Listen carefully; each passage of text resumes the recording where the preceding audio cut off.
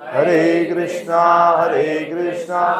कृष्णा कृष्णा हरे हरे, हरे राम राम राम हरे हरे। हरे कृष्णा। तो अभी थोड़ा सा पहले रिवीजन कर लेंगे 1 से 6 श्लोक तक। ओम पूर्णमदः पूर्णमिदं पूर्णात् पूर्णमुदच्यते पूर्णस्य पूर्णमादाय पूर्णमेवावशिष्यते। भगवान परिपूर्ण हैं और चूंकि वे पूरी तरह से पूर्ण हैं, अतएव उनसे होने वाले सारे उद्भव, जैसे कि यह दृश्य जगत पूर्ण इकाई के रूप में परिपूर्ण है। पूर्ण से जो कुछ उत्पन्न होता है वह भी अपने आप में पूर्ण होता है। चूंकि वे संपूर्ण हैं, अतएव उनसे यद्यपि न जाने कितनी पूर्ण इकाइयाँ उद्भूत होती हैं, तो भी वे पूर्ण रहते हैं। मंत्र 1। ईशावास्यमिदं सर्वं यत्किंचित् जगत्यां जगत् तेन त्यक्तेन भुञ्जिता मा गृधः कश्चित् धनम्। इस ब्रह्मांड के भीतर की प्रत्येक जड़ अथवा चेतन वस्तु भगवान द्वारा नियंत्रित है और उन्हीं की संपत्ति है।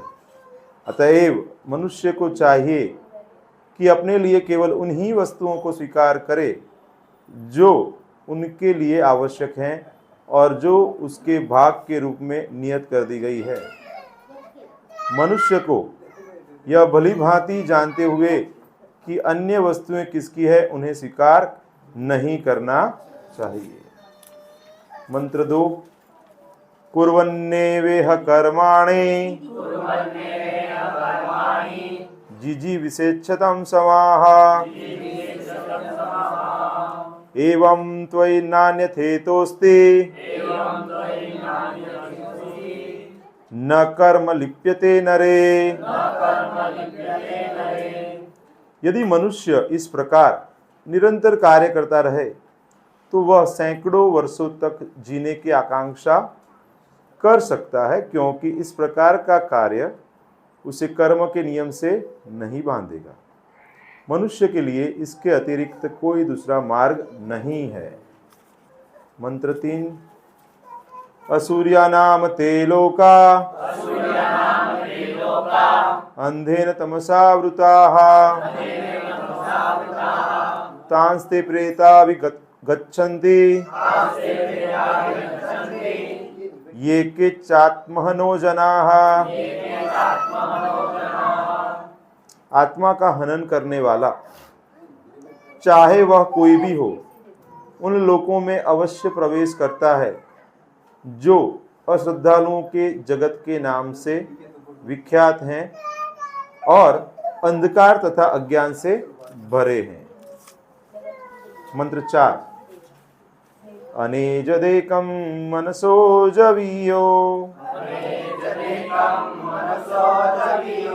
नैन देवाप्नुवत् पूर्वमर्षत् तद्धावतो अन्यान्येति तिष्ठत् तस्मिन्नपो मातरिश्वा दधाति। अपने धाम में स्थिर रहते हुए भी भगवान मन से अधिक वेगवान है और अन्य समस्त दौड़ने वालों को पीछे रख सकते हैं। शक्तिशाली देवता उन तक नहीं पहुंच पाते। एक स्थान पर रहते हुए भी वे वायु तथा वर्षा की पूर्ति करने वाले देवताओं को वश में रखते हैं। वे श्रेष्ठता में सबसे आगे है। मंत्र 5। तदेजति तन्नेजति तद्दूरे तदनंतिके तदंतरस्य सर्वस्य तदु सर्वस्य अस्य बाह्यतः। परमेश्वर चलते हैं और नहीं भी चलते हैं। वे बहुत दूर हैं लेकिन अत्यंत निकट भी हैं। वे सबके भीतर हैं फिर भी वे सबके बाहर भी हैं।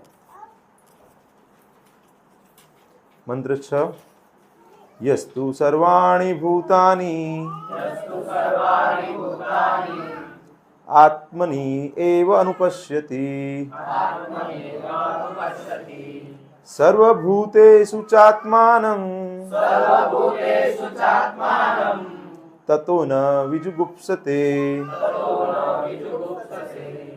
जो प्रत्येक वस्तु को परमेश्वर के संदर्भ में देखता है, जो समस्त जीवों को उनके अंश रूप में देखता है तथा जो परमेश्वर को प्रत्येक वस्तु के भीतर देखता है, वह कभी भी किसी वस्तु या जीव से घृणा नहीं करता।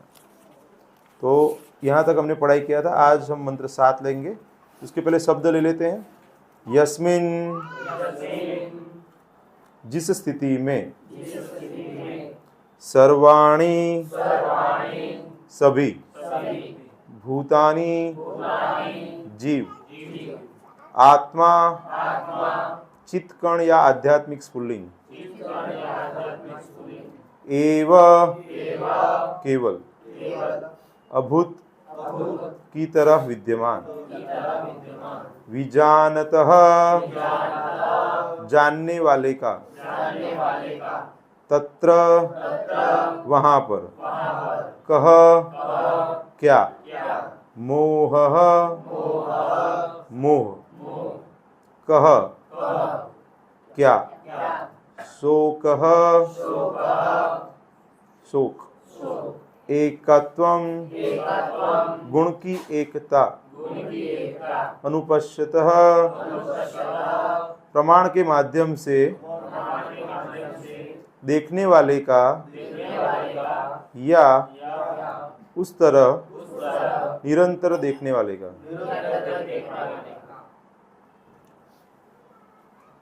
यस्मिन् सर्वाणि भूतानि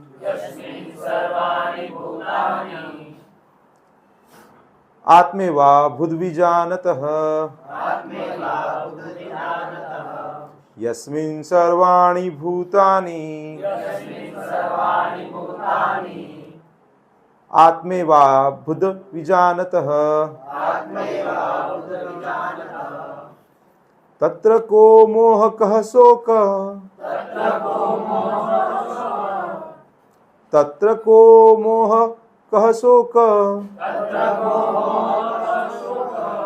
एकत्वम् अनुपश्यतः, एकत्वम् अनुपश्यतः। प्रभु जी में से कोई पढ़िए। यस्मिन् सर्वाणि भूतानि आत्मैवा भूद्विजानतः। तत्र को मोह कः शोक, एकत्वम् अनुपश्यतः। यस्मिन् सर्वाणि भूतानि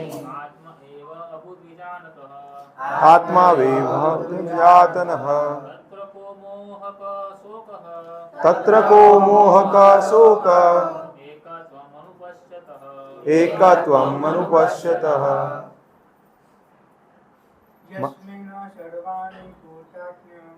यस्मिन् सर्वाणि भूतानि आत्मैवा भूद्विजानतः। तत्र को मोह का शोक, एकत्वम् अनुपश्यतः। माताएं। यस्मिन् सर्वाणि भूतानि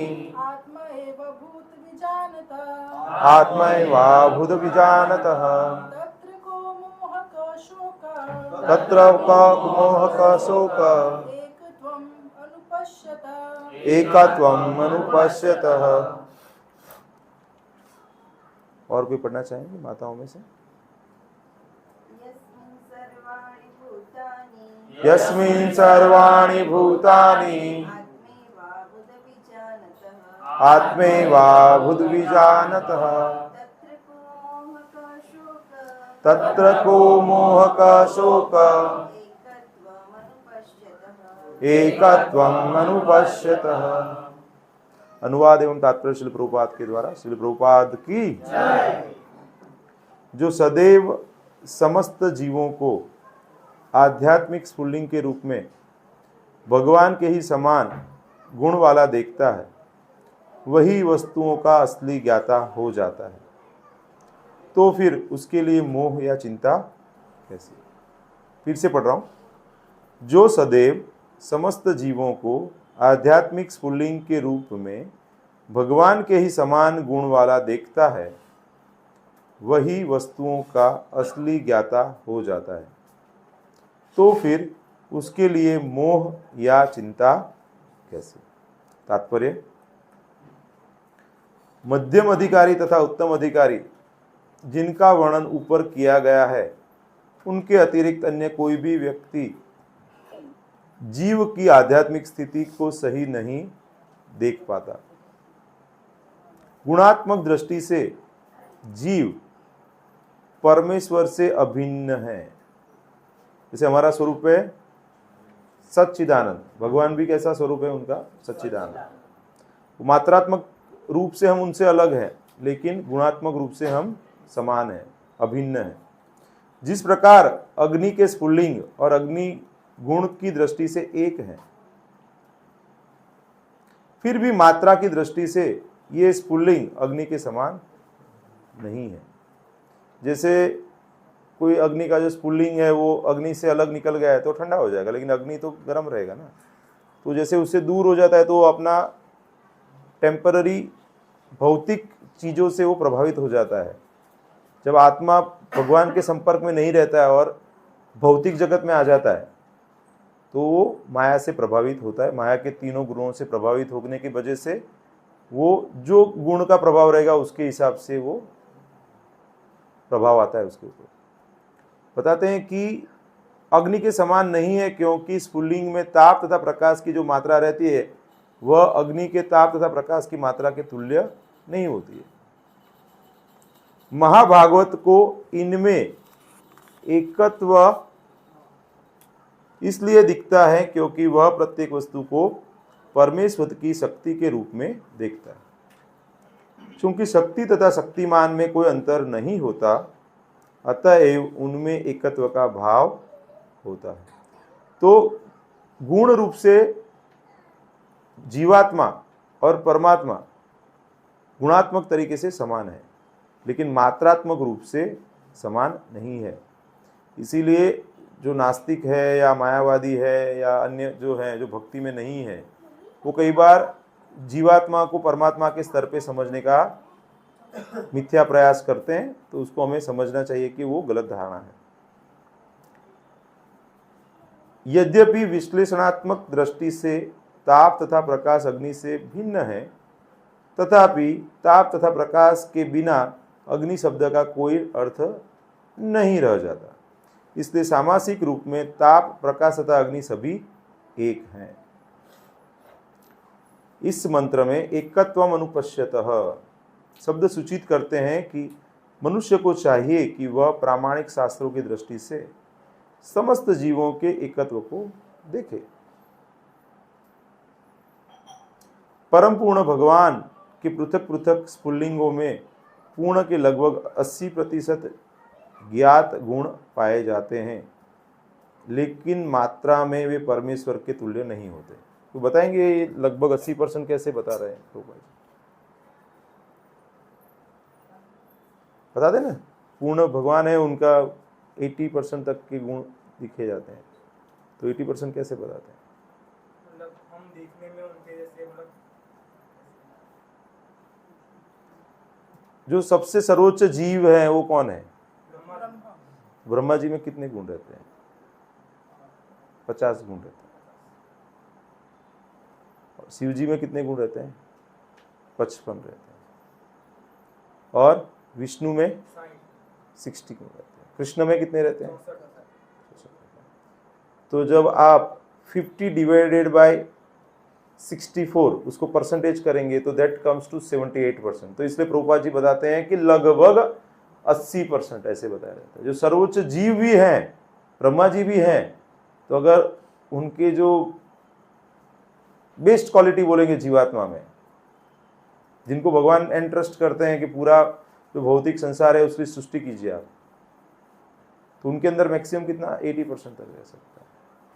तो हमारे अंदर तो 80% भी नहीं है ना, तो इसलिए हमें तो वो प्रयास ही नहीं करना चाहिए कि हम भगवान के समान हो सकते हैं ऐसे करके। इसलिए हमेशा याद रखना चाहिए कि जीवेर स्वरूप होय कृष्णेर नित्यदास। तो जब हम ऐसे बताया जाता है कि दासानुदास वो फिलोसॉफी में जाएंगे तो शायद भगवान को थोड़ा बहुत समझ पाएंगे।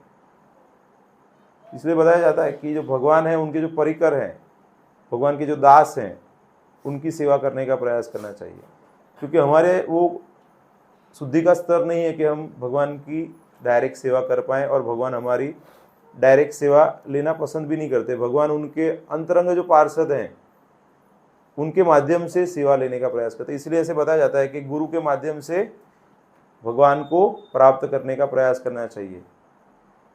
गुरु कौन है? गुरु बलदेव जी का एक्सपेंशन है, और बलदेव जी किसके आगे करते हैं? श्री राधा रानी के थ्रू हमें कृपा देते हैं। तो मतलब डायरेक्ट नहीं है प्रोसेस। शास्त्र में भगवान खुद बताते हैं ना, तद्विधि प्रणिपाते न परिप्रश्ने न सेवया उपदेक्षन्ति ते ज्ञानम ज्ञानिनः सत्यदर्शिनः। तो गुरु के पास जाना चाहिए। तो गुरु के पास जाएंगे तो क्या करना पड़ेगा? हमें सरल बनना पड़ेगा, सेवा करनी पड़ेगी, प्रश्न पूछना पड़ेगा। सेवा करेंगे, प्रश्न पूछेंगे, शरणागत भाव से जाएंगे, तो फिर वो हमें ज्ञान प्रदान करेंगे। तो वो प्रोसेस ही ऐसी है कि आपको सरल बना देती है। मतलब अथॉरिटी को स्वीकार करना पड़ता है ना। काफ़ी लोग ऐसे बोलते हैं कि अरे हम बुक्स पढ़ लेंगे, हम डायरेक्ट ज्ञान प्राप्त कर लेंगे, हमें कोई गुरु चाहिए, वच्चेटिया नहीं चाहिए हमने, ऐसा बोलते हैं, बीच वाला नहीं चाहिए हमको।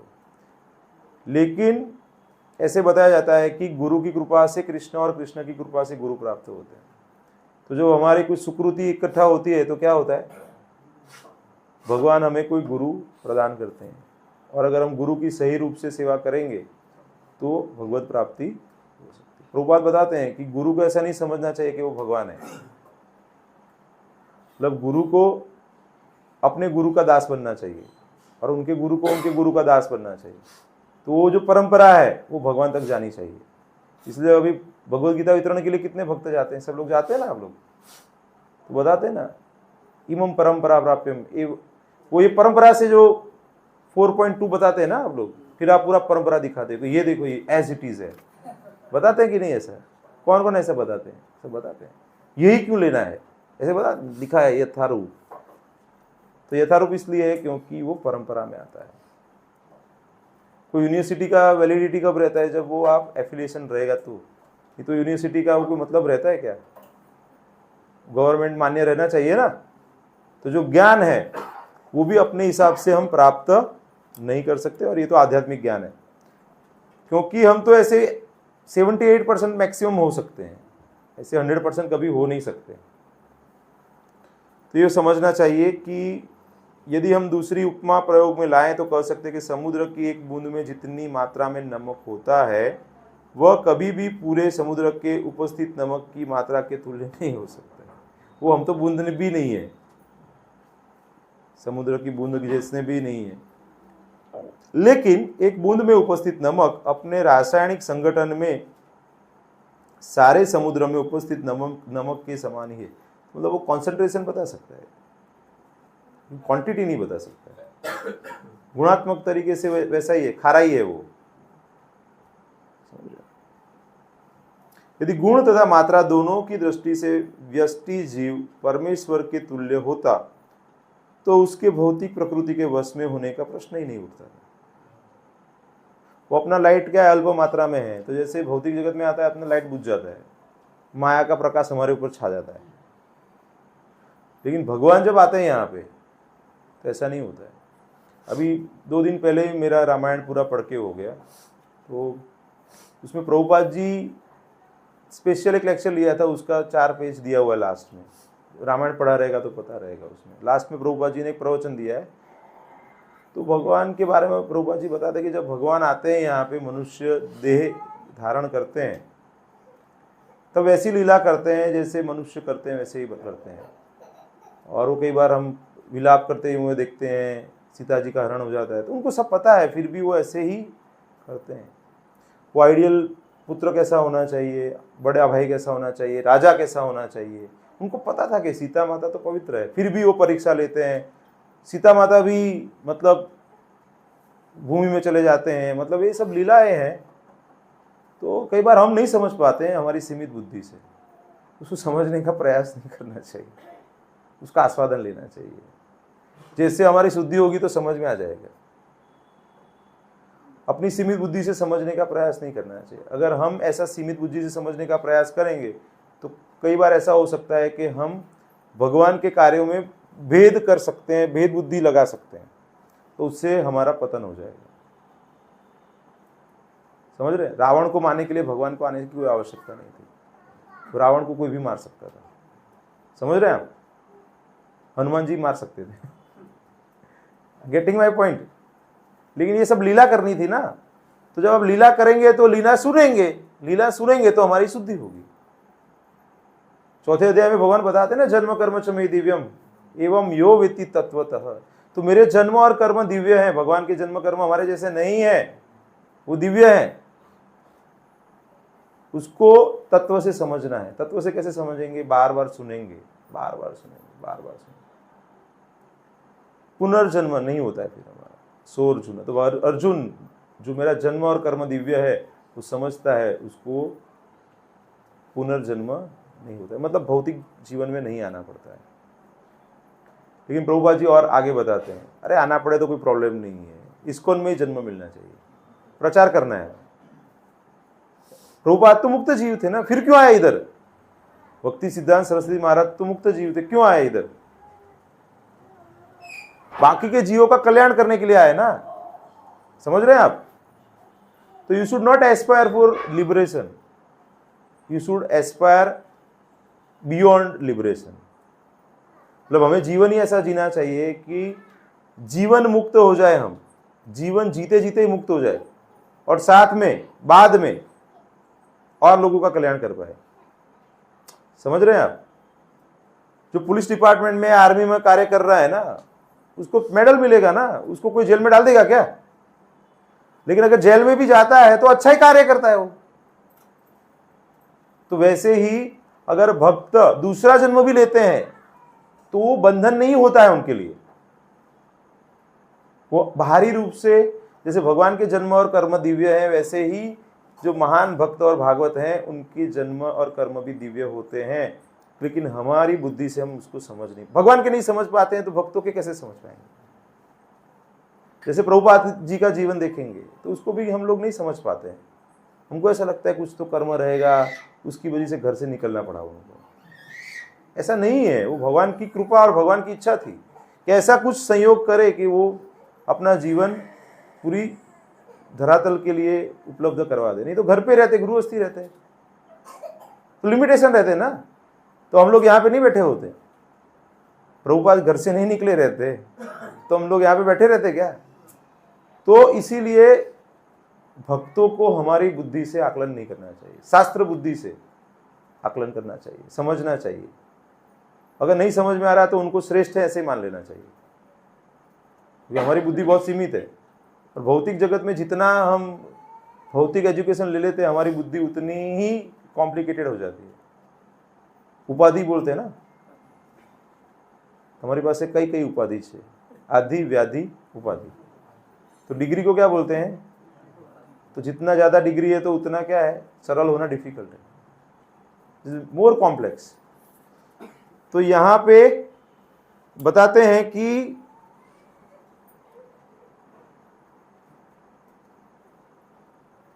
पिछले मंत्रों में बताया जा चुका है कि कोई भी जीव, यहाँ तक कि बलशाली देवता भी परम पुरुष से किसी भी प्रकार से बढ़कर नहीं हो सकते। अतएव एकत्वम का अर्थ यह नहीं कि जीव सभी प्रकार से परमेश्वर के समान है। इसका संकेत अवश्य है कि व्यापक अर्थ में दोनों का एक ही अभिष्ट प्रयोजन है। जिस प्रकार एक परिवार के सभी सदस्यों का एक ही स्वार्थ होता है, या कि राष्ट्र में राष्ट्रीय स्वार्थ एक ही होता है, भले ही नागरिक कितने विभिन्न व्यक्ति क्यों न हो। बोलते ना भाई हम सब भारतीय हैं, तो भारतीय हैं तो फिर भारत के लिए काम करना है, वैसे परिवार के हैं तो परिवार के लिए एकजुट होकर काम करना है। वैसे चूंकि सारे जीव एक ही परम परिवार के अंश हैं, परम पुरुष तथा इन अंशों का स्वार्थ भिन्न नहीं है। प्रत्येक जीव परम पुरुष का पुत्र है। जैसे अभी आप देखेंगे कि आपके माता पिता हैं, माता पिता के भी कोई माता पिता हैं और उनके भी माता पिता हैं, लेकिन सभी के परम माता पिता कौन है? भगवान है। त्वमेव माता च पिता त्वमेव, ऐसे बोलते हैं ना, आप ही माता हो आप ही पिता हो। ऐसे क्यों बोलते हैं हम लोग? तो ये जो यहाँ पे माता पिता मिलते हैं वो टेम्पररी वाले हैं, ऐसे लगते असली वाले हैं। वो उनकी सेवा करनी चाहिए, ऐसा नहीं बोल रहा हूँ उनकी नहीं करनी चाहिए, लेकिन ऐसे समझ के करनी चाहिए कि ये माता पिता भी वो उन्होंने दिए हुए हैं कि जो आपके केयर कर रहे हैं, तो आप अच्छे से करेंगे। समझ रहे हैं आप? कई बार भक्ति में आते हैं तो फिर क्या करते हैं? माता पिता की सेवा करना बंद करते। वैसा नहीं करना है आपको। नहीं, अभी तो मैं इस्कॉन में जुड़ गया हूं ना, तो अभी मैं कृष्ण की सेवा करूंगा।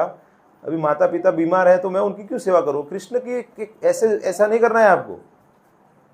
समझ रहे हैं आप? आपको आपके जो कर्तव्य है उसको भी साथ में निवार करना है। अगर आप वह सब अच्छे से करेंगे तो भगवान भी प्रसन्न हो जाए। जब भगवान भी यहाँ पे आए थे तो उन्होंने क्या किया? उन्होंने भी अपने माता पिता की सेवा की, उनके आदेशों का पालन किया, आदर्श प्रस्थापित किया ना उन्होंने। और साथ में क्या करनी है? भक्ति भी करनी है, और माता पिता को भी धीरे धीरे भक्ति में जोड़ना है। राघवेश प्रभु को पहचानते हैं आप लोग? तो प्रभु जी भक्ति में आए, उनका परिवार आया, उनकी दीक्षा हो गई। उनके पहले उन्होंने अपने माता पिता की दीक्षा करवाई,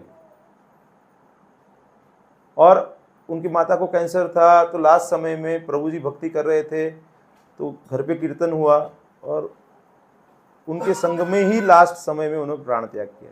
वे उनके पिताजी 82 एज है, वो मंदिर आते हैं अभी भी, वो इतना भावुक हो जाते हैं, भक्तों को मिलते हैं। तो पुत्र का कर्तव्य है कि उनकी सेवा करे और उनको भक्ति में भी लेके आए। समझ रहे हैं? और पिता का भी कर्तव्य है कि अपने पुत्र को भी भक्ति में लाए, पत्नी को भी भक्ति में लाए, धीरे धीरे सबको जोड़ के भक्ति में लाए। तो ऐसा वातावरण बना दीजिए कि पूरा घर वैकुंठ की तरह ही हो। जहां पे भक्ति रहेंगे तो क्या हो जाएगा? फिर आपको कभी ऐसा नहीं अरे इससे मुक्त होना, ऐसा नहीं होगा।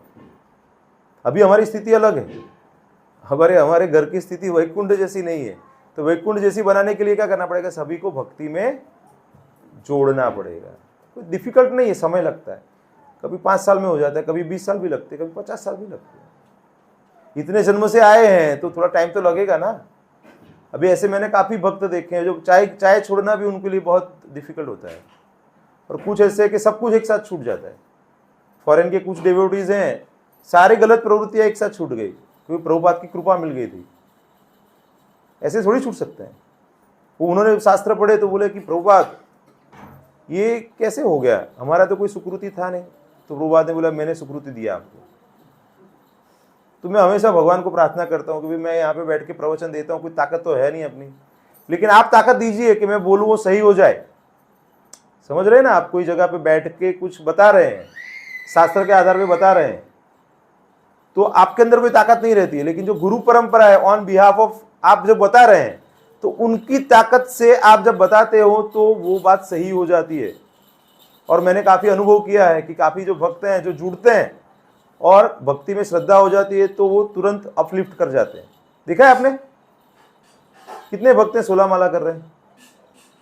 अभी आप सोचिए 5 साल 10 साल पहले आप कुछ माला कर रहे थे, इतना कुछ, अभी कैसे लग गया? सिंसियरिटी है आपके अंदर। अभी 16 माला करना मतलब प्रायोरिटी देना है भगवान को, ऐसा हो गया। 16 माला मतलब एवरेज 2 घंटे का समय ले लीजिए, तो आप 2 घंटे जप कर रहे हैं, उसका मतलब क्या हो गया कि आप जीवन में भगवान को एक प्रायोरिटी दिया है। सही कि नहीं? तो वो कैसे हुआ? श्रद्धा से हुआ। आदो श्रद्धा से शुरुआत होता है ना। उसके बाद क्या होता है? साधु संग होता है, भजन क्रिया होती है, अनर्थ निवृत्ति होती है, और फिर आगे के क्रमिक स्टेज आते हैं। लेकिन ये सब करते हैं तो श्रद्धा बढ़ती है। अभी पहले कैसा था? एक प्रोग्राम में भी बुलाना पड़ता था, प्रभु जी प्लीज आओ, प्रसाद है, ये फिश प्रसाद है, ऐसे बोलना पड़ता था। अभी ये कुछ बच्चे हैं तो पुस्तक वितरण के लिए भी भाग भाग के आते हैं और सेवा में लग जाते हैं। अभी मैं तो यहाँ पे 7:15 7:30 बजे आता हूँ, उसकी पहले सब रेडी होता है, 2 बजे से माता लोग आ जाते हैं, सब प्रसाद की व्यवस्था हो जाती है, फिर मैं तो निकल जाता हूँ 9 साढ़े 9 बजे। बाकी 10 साढ़े 10 बजे तक सब बाकी का आगे का कार्यक्रम चलता है। So what I mean to say कि शुरुआत में डिफिकल्ट ही होता है, लेकिन बाद में क्या होता है, जैसे रस आता है ना, उसके बाद वो सरल हो जाता है।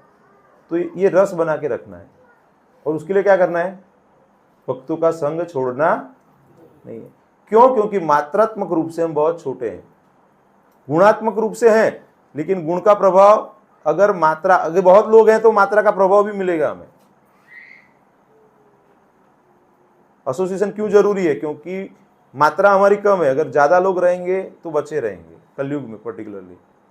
ठीक है, आगे बताते हैं कि आगे बताते हैं कि जैसा कि भगवत गीता में कहा गया कि ब्रह्मांड भर के सभी जीव, जिनमें पक्षी, सरीसृप, चींटियां, जलचर, वृक्ष इत्यादि सम्मिलित हैं, परमेश्वर की तटस्थ शक्ति से उद्भूत है। मतलब तटस्थ शक्ति मतलब जो अंतरंग और बहिरंग दोनों के प्रभाव में जा सकती है।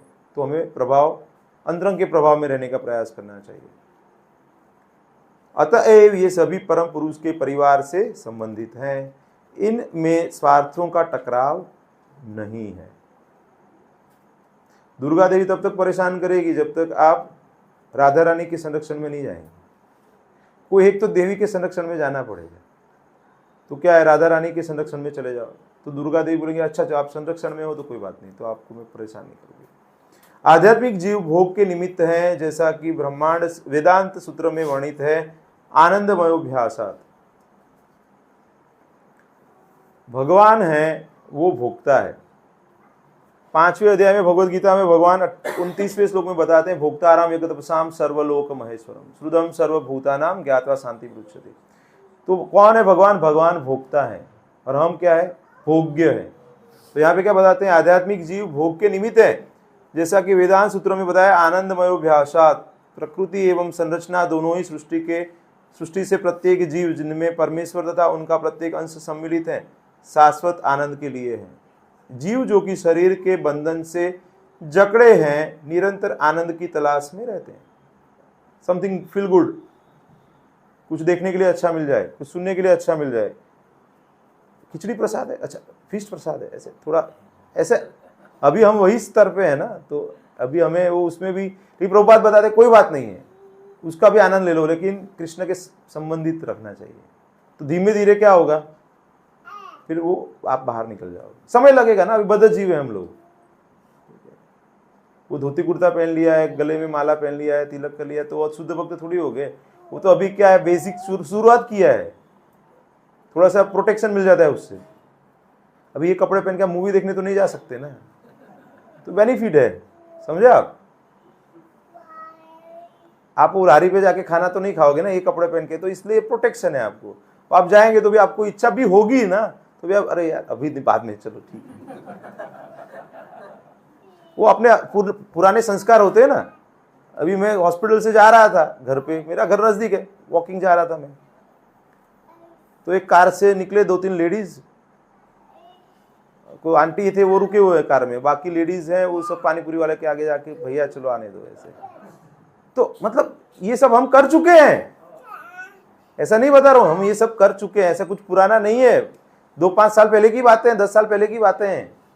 तो मतलब लेकिन अभी क्या कर, प्रभुपाद ने क्या बताया, ठीक है आपको ये सब करना है ना, तो थोड़ा सा कंट्रोल वे में प्रसाद के रूप में ग्रहण करो, ऐसे मत करो, तो चेतना धीरे धीरे आपकी शुद्ध होगी। बाद में क्या करेंगे आप, कृष्ण को क्या पसंद है वो आप अर्पण करेंगे और वो प्रसाद के रूप में ग्रहण करेंगे। शुरुआत में क्या होता है, हमें जो पसंद है वो भगवान को आज इस रविवार को क्या हो जाए, चलो फिर ऐसे होता है, कृष्ण को क्या चाहिए वो बाद में सोचेंगे, ऐसा है।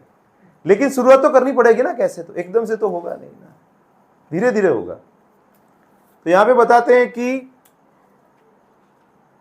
इस भौतिक स्तर के अतिरिक्त एक आध्यात्मिक स्तर भी होता है जहां परम पुरुष अपने असंख्य पार्षदों सहित आनंद भोगते हैं। मतलब भगवत धाम की बात चल रही है, वहां पर भौतिक गुणों का लेश मात्र भी नहीं रहता, अतः यह स्तर निर्गुण कहलाता है। मतलब गुणों का प्रभाव नहीं है। निर्गुण स्तर पर भोग की वस्तु को लेकर कभी कोई झगड़ा नहीं होता है, लेकिन इस भौतिक जगत में विभिन्न जीवों के बीच निरंतर टकराव होता रहता है, क्योंकि यहाँ पर भोग का उपयुक्त केंद्र अपेक्षित है। उपयुक्त केंद्र उपेक्षित है, मतलब जो सही रूप में है उसको हम ध्यान नहीं देते। जैसे भगवान की भक्ति के अलावा बाकी सब चीजों पे हम लगे हुए हैं। भोग के असली केंद्र को परमेश्वर हैं, जो भव्य तथा आध्यात्मिक रास नृत्य के केंद्र हैं। हम सब उनके साथ रहने तथा दिव्य रुचि तथा विरोध रहित जीवन बिताने के लिए हैं। आध्यात्मिक रुचि का यह उच्चतम स्तर है, और ज्यों ही कोई एकत्व के इस पूर्ण रूप को पा लेता है, त्यों ही मोह या शोक का कोई प्रश्न नहीं। अभी क्या मोहित हो जाते हैं ना। अभी जैसे भगवद गीता के दूसरे अध्याय के 62-63 में बताते हैं, ध्यायतो विषयान पुंस संगोस्तेषु उपजायते संगात संजायते काम कामात् क्रोधो विजायते क्रोधात् भवति सम्मोह सम्मोहात् स्मृति विभ्रम स्मृति भ्रंशात् बुद्धिनाशो बुद्धिनाशात् प्रणश्यति। तो हम कोई चीज के बारे में सोचते हैं, फिर वही याद रहता है, फिर वही प्राप्त करने की कामना हो जाती है। नहीं प्राप्त होता है तो गुस्सा आ जाता है, गुस्सा आ जाता है तो मोहित हो जाते हैं, मोहित हो जाते हैं तो फिर बुद्धि, डिस्क्रिमिनेशन पावर, स्मृति सब चला जाता है, और अंत में हम भवकूप में गिर जाते हैं। तो गिरे हुए ही हैं अभी, तो बाहर निकलना है ना। तो अभी फिर से ना गिर जाए, मतलब और नीचे ना जाए, उसके लिए क्या करना पड़ेगा? जो ध्यान है वो हमें वस्तुओं से निकालकर धीरे धीरे भगवान की ओर लगाना पड़ेगा। तो भोग के असली केंद्र तो भगवान है, तो तभी हम मोह या शोक का कोई प्रश्न नहीं रहेगा, भगवान की तरफ चले जाएंगे। तो ईश्वर विहीन सभ्यता का उदय माया से होता है, इसलिए उसको मायावाद बोलते हैं ना। भगवान मुख्य नहीं रहते, ये माया माया है, ये माया है, वो माया है, तो उसमें से निकलने का प्रयास करते हो। निकलना डिफिकल्ट है, इजी नहीं है। उससे बेहतर है कि हम भगवान कौन है उसको जान के डायरेक्टली उनके साथ संबंध बनाए। मूल क्या है उसको डायरेक्ट पानी दे दे, मूल को ढूंढने में टाइम वेस्ट नहीं करना चाहिए। शास्त्र में बताया हुआ है, ईश्वर परमः कृष्ण सच्चिदानंद विग्रह अनादिरादिर गोविंद सर्व कारण कारणम। तो भगवान कृष्ण है और वही सभी कारणों के कारण है। आधुनिक राजनीतिज्ञों ने जिस प्रकार की ईश्वर विहीन सभ्यता का प्रतिपादन किया है, वह सदा चिंताओं से ओतप्रोत रहती है, क्योंकि यह किसी भी समय ध्वस्त की जा सकती है। यही प्रकृति का नियम है। बड़ी बड़ी सल्तनतें हुई, राज्य व्यवस्था थी, सब टूटी ना, धीरे धीरे सब टूट गया। जैसा कि भगवद गीता में कहा गया कि जिन लोगों ने भगवान के चरण कमलों में आत्मसमर्पण कर रखा है, उनके सिवाय कोई भी प्रकृति के कड़े नियमों को नहीं लांघ सकता। इसलिए यदि हम सभी प्रकार के मोह तथा चिंता से मुक्त होना चाहते हैं और अपने विभिन्न स्वार्थों में एकत्व लाना चाहते हैं, तो हमें अपने सारे कार्यकलापों के मध्य ईश्वर को लाना होगा। तो मतलब सब घुमा फिरा के प्रभुपाद क्या बता रहे हैं कि कृष्ण को अगर आप सेंटर में नहीं लाएंगे ना तो सब डिस्टर्ब हो जाएगा। अभी आपको कोई सर्कल बनाना है तो उसका एक केंद्र रहता है ना, और सब इक्वी डिस्टेंस होना चाहिए। उससे ज़्यादा आप दूर चले जाएंगे, एक बाजू कम है, तो सर्कल अच्छा नहीं बनेगा ना। तो केंद्र सही पकड़ के रखेंगे, उसके आसपास आप काम करेंगे तो चलेगा। हाँ, काम अलग अलग क्षेत्र में हो सकता है, सबके स्किल्स अलग अलग है ना। अभी कोई अच्छा मकान निर्माण कर सकता है, कोई अच्छा प्रचार कर सकता है, कोई अच्छा एडिटिंग कर सकता है, कोई अच्छा चित्र बना सकता है, कोई अच्छा शिल्प बना सकता है। तो अपनी जो भी क्रियाएं आप कर रहे हैं, जो भी आपके अंदर श्रेष्ठ चीजें हैं, वो कृष्ण को सेंटर में रख के उसका सदुपयोग कीजिए। हमारे कार्यकलापों के फलों का उपयोग केवल भगवान के हित में होना चाहिए। डिफिकल्ट है हमारे लिए, क्योंकि हम काफी सालों से अपने लिए करते हैं ना, तो एक साथ तो नहीं हो पाएगा। तो पहले 1% करें, फिर 2% होगा ना। डायरेक्ट तो 100% नहीं हो जाएगा ना, इतने उन्नत जीव तो हम है नहीं कि एकदम से 100% न्यौछावर हो जाए। ऐसे भी हैं, इस्कॉन में है ऐसे, लेकिन आर्टिफिशियल हमें उनको करने का प्रयास नहीं करना चाहिए ना। वो कुछ अलग जीव है जो एकदम से कर सकते हैं। केवल भगवान का हित ध्यान में रखकर ही हम यहाँ पर वर्णित आत्मभूत शब्द तथा भगवद गीता में वर्णित ब्रह्मभूत शब्द को समझ सकते हैं, जिनका अभिप्राय एक ही है। परम आत्मा तो स्वयं भगवान है और सूक्ष्म आत्मा जीव है। परमात्मा अकेले ही सारे, वो ऐसे बता रहे हैं कि मुझे क्लास लेना है, लेने नहीं दे रहे हैं उनको। तो ऐसे बताते हैं कि परमात्मा उनके स्नेह से आनंद प्राप्त करना चाहते हैं। जैसे हमारे घर में बच्चा है तो हमें क्या लगता है कि वो हमसे प्रेम से बात करे, वो हमें पूछे, तो हमें अच्छा लगता है ना। बच्चा हमारे साथ नहीं बैठेगा, नहीं बात करेगा तो अच्छा नहीं लगेगा। तो यहाँ पे ऐसे ही बताते हैं कि भगवान के साथ हमारा संबंध हम जोड़ेंगे, हम उनसे पूछेंगे तो बेहतर रहता है। पिता पुत्रों के माध्यम से अपना विस्तार करता है और आनंद प्राप्त करने के लिए उसका पालन करता है। जैसे चैतन्य महाप्रभु की लीला आती है तो वहाँ पे जो राजा है उनको भगवान मिलने के लिए ना बोलते, वो राजसी व्यक्ति है, वो तो मैं नहीं मिलूंगा। तो फिर भक्त उनको मनाते, करे नहीं राजा तो भक्त है, अच्छा है, सेवा भावी है। तो बोले फिर भी वो राजा है, मैं उसके पुत्र को मिलूंगा। और पुत्र एकदम श्याम वर्ण था, कृष्ण जैसा ही लग रहा था, तो उनको बहुत ही वो स्नेह करते हैं भगवान, क्योंकि वो पुत्र को क्या बताते हैं, पिता का विस्तार, ऐसे एक्सटेंशन बताते हैं। पिता पुत्रों के माध्यम से अपना विस्तार करता है और आनंद प्राप्त करने के लिए उसका पालन करता है। यदि पुत्र पिता की इच्छा के प्रति आज्ञाकारी होते हैं तो परिवार के सारे कार्य सुरुचिपूर्ण तथा सुखमय वातावरण में सुचारू रूप से चलते रहते हैं। ठीक यही स्थिति पर ब्रह्म के परिवार में दिव्य रूप से नियोजित रहती है। जैसे बड़े लेवल पे देख सकते हैं, पर ब्रह्म जीवात्मा के समान एक व्यक्ति है, न तो भगवान निराकार है, न ही जीव निराकार है। ऐसे दिव्य व्यक्तित्व दिव्य आनंद, ज्ञान तथा शाश्वत जीवन से परिपूर्ण रहते हैं।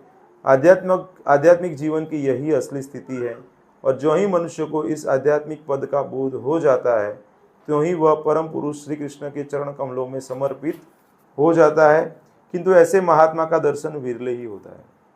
बताते हैं ना, ब्रह्मांड भ्रमिते को न भाग्यवान जीव, गुरु कृष्ण प्रसादे पाए भक्ति लता बीज।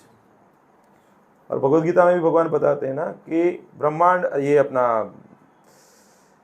अनेक जन्मों के बाद, बहुनाम जन्मनाम अन्ते ज्ञानवान माम प्रपद्यते वासुदेवः सर्वमिति स महात्मा।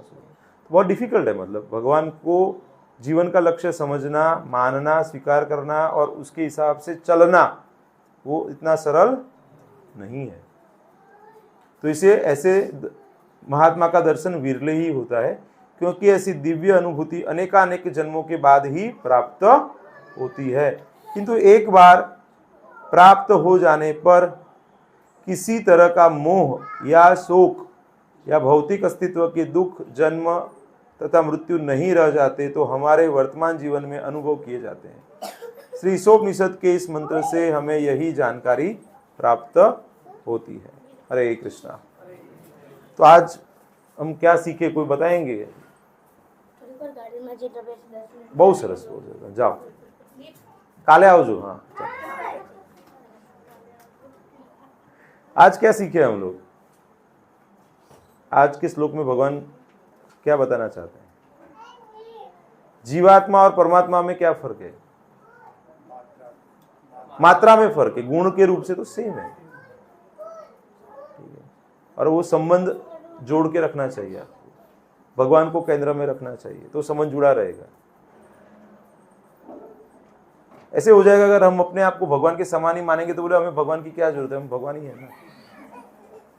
जब पुत्र ऐसा सोचने लगता है, जब बड़ा हो जाता है ना, हाइट सेम हो जाती है ना, तो ऐसे मान लेता है कई बार कि अरे मैं हाइट बॉडी उनका जितना ही हो गया है, मैं अभी कमाने लगा हूं, मैं सब अपने हिसाब से। तो भाई वो पिता को पूछना बंद कर देता है ना। देखते ना प्रैक्टिकली समाज में, देखते कि नहीं, तो वैसे ही जब हम अपने आप को उनके समान ही मान लेते हैं जो कि नहीं है, जैसे कि पुत्र कभी भी पिता के समान नहीं हो सकता क्योंकि पिता ने उसको जन्म दिया है, वो उनका एक्सपांशन है, विस्तार है, अगर वो नहीं समझ सकता है तब वो गलती करता है। तो वैसे ही जब हम भगवान से अपने आप को पृथक समझ लेते हैं या उनके समान मान लेते हैं, तब फिर हमको लगता है उनसे संबंध रखने की क्या जरूरत है, हम अपना देख लेंगे।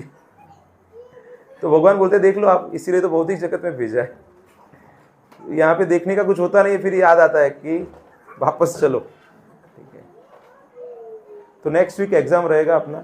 कितने श्लोक रहेंगे? 1 से 7।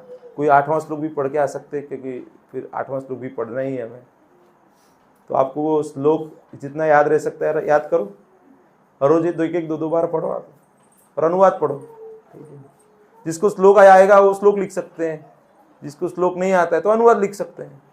कुछ लिखना है आपको, उसके लिए क्या लेके आना है? नोटबुक और पेन पेंसिल, जो भी रबर लेके आ सकते हैं। जब मैं पूना था ना तो वहाँ पे एग्जाम रहता था, भक्ति शास्त्री, प्री भक्ति शास्त्री, बड़े बड़े उम्र के लोग भी सब एग्जाम लिखते थे। तो पढ़ तो सकते हैं ना आप लोग? कितने लोग पढ़ सकते हैं? विद्या ज्ञान कितने लोगों के पास है? मतलब अनपढ़ कितने हैं? मतलब सब पढ़े लिखे हैं। ठीक है, तो पढ़ना है। ठीक है, एक बहुत ही अच्छा सुभाषित है संस्कृत का, मुझे बहुत पसंद है, मैं बताता हूँ, आप उसको याद रखना है। 8-7 श्लोक याद नहीं रहे तो कोई बात नहीं, मैं अभी बता रहा हूँ, वो याद रखना है, मेरे पीछे दोहराना है। अलसस्य कुतः विद्या, अविद्यस्य कुतः धनम्, अधनस्य कुतः मित्रम्, अमित्रस्य कुतः सुखम्। तो यहाँ पे उसका मतलब क्या है? आलसू है उसको विद्या प्राप्त नहीं हो सकती, विद्या नहीं है उसको धन प्राप्त नहीं हो सकता है, धन वाला नहीं है तो मित्र प्राप्त नहीं हो सकता है, और मित्र नहीं है तो सुख कैसे प्राप्त हो सकता है। तो इसीलिए क्या करना है? प्रमाद, आलस्य नहीं करना है। ठीक है, तो कितने लोग नहीं पढ़ के आने वाले? हाथ ऊपर कर दो। चलो, इसे मतलब सब पढ़ के आने वाले हैं, बहुत बढ़िया। हरे कृष्ण। कोई अनाउंसमेंट है प्रभु? प्रभुपाद इतना सरल बता देते हैं तो अभी मुझे इसमें कुछ, हाँ बोले प्रभु। पूर्वी प्रश्न है, अच्छी बात है, चलो पूछिए। ये लास्ट में जो हमने जैसा कि पढ़ा कि ऐसे महात्मा का दर्शन विरला होता है क्योंकि ऐसी दिव्य अनुभूति अनेकानेक जन्मों के बाद प्राप्त होती है, किंतु एक बार प्राप्त हो जाने पर किसी तरह का मोह या शोक नहीं। सही है ना? तो प्रभु वैसा ही है ना कि ये अनुभूति जो है, भगवत साक्षात्कार जो है, जो आध्यात्मिक ज्ञान है ना, वो इतना सरल नहीं है। ऐसे हमें कई बार प्रतीत होता है सरल है, लेकिन सरल इसलिए नहीं है क्योंकि हम भौतिक जीवन में, बद्ध जीवन में लगे हुए हैं। तो भगवद गीता में भगवान बताते हैं ना कि हम, कई लोग हैं वो आत्मा को आश्चर्यवत देखते हैं, आश्चर्यवत समझते हैं, कुछ लोग समझ के भी समझ नहीं पाते।